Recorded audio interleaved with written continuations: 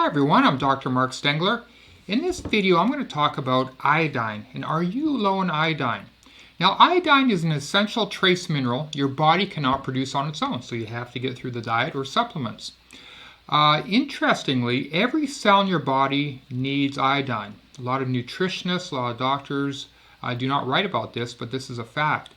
And we find iodine mainly in seawater, some seafoods, sea plants such as seaweed, and a small amount in the Earth's crust. And depending on the amount in the soil, it'll dictate how much iodine plants will take up.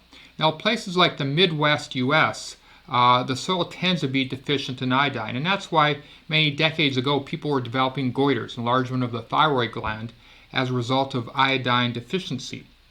And so they came up with iodine salt to prevent that problem, and that has worked well. Good sources of iodine that I haven't spoken about also include sea vegetables, like cod, scallops, and navy beans. Those are also good sources too. And again, unfortunately, these are foods most Americans are not consuming on a regular basis. So a deficiency of iodine has become more common in the last 10 to 20 years here in America. Now, iodine deficiency around the world actually is fairly common, and it can cause some serious health problems I'll talk about in a bit.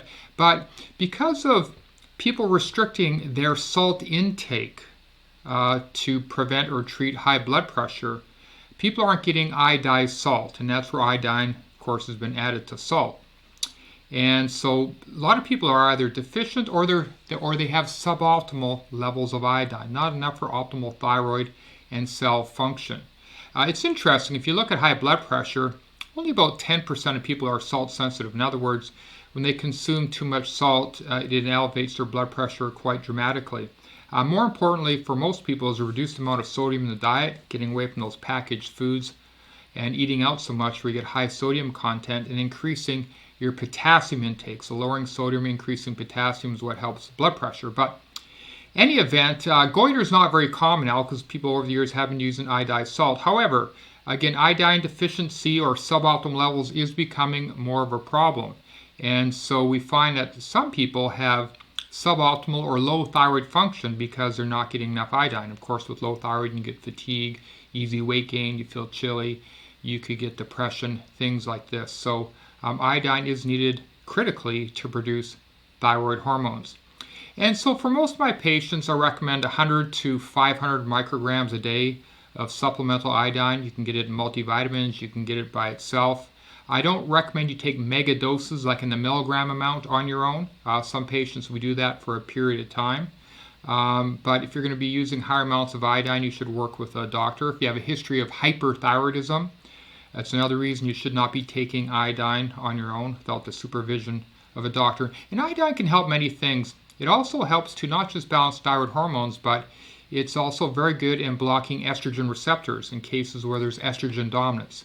A good example would be fibrocystic breast syndrome in women, where the estrogen receptors are being too stimulated, and iodine can have a blocking effect on that. We also know in population studies that Japanese women, who consume a lot more iodine on average than American women because of the seaweed type products and algae products they consume, they have much lower rates of breast cancer. This is thought to be one reason out of many, why they may have lower breast cancer rates. Because iodine, again, it seems to have a balancing or blocking effect on excess estrogen stimulation of the cells. So I hope you found this helpful. Integrative doctors, like the ones here at the Stengler Center for Integrative Medicine, we do have specialized tests to measure your body's storage levels of iodine if that's a concern.